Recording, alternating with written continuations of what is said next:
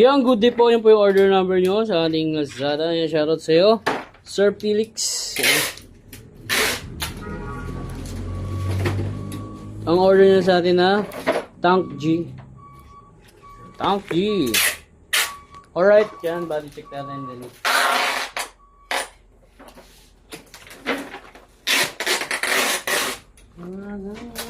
Sa kanan pala, bawal din pala. Hindi matawag mo na, maraming deliver. Bawal din pala ako, naka-duty talaga ako, no? Parang duty. Pero sa akin, kung ganyan, wala naman masyadong nagawa. Eh, kasi mo ako, hindi mo ito ng update nila. Yung bagong sa'yo, di ba? Hindi ko alam. Wala akong ginagawa eh. Oo nga, no? Yung walang ginawa. Sige, update ka na. Ano walang gagawin? Kung wala ka talagang gagawin, di ba? Ito na. Wala mo yun, di ba? Sabi, wala na magawa, nabubuha rin ako. Update na ako. Nag-update siya. Nag-update siya nun. Yan, reverb. Delay. Mode. Amp. Yan, ito plus. Yan. Yan, ito hold.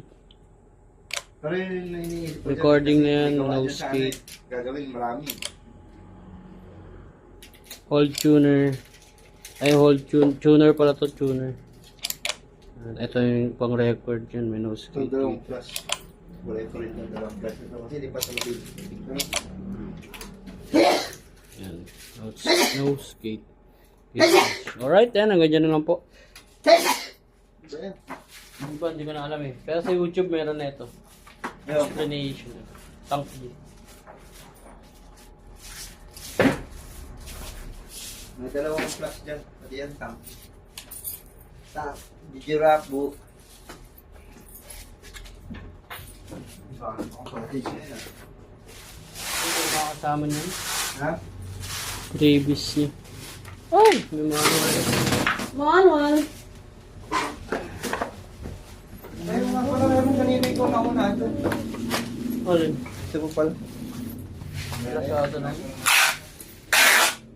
Tank G lang. Lasada lang dito. Ah. Yan, hanggang dyan na lang po ang ating video. Maraming salamat po. God bless po.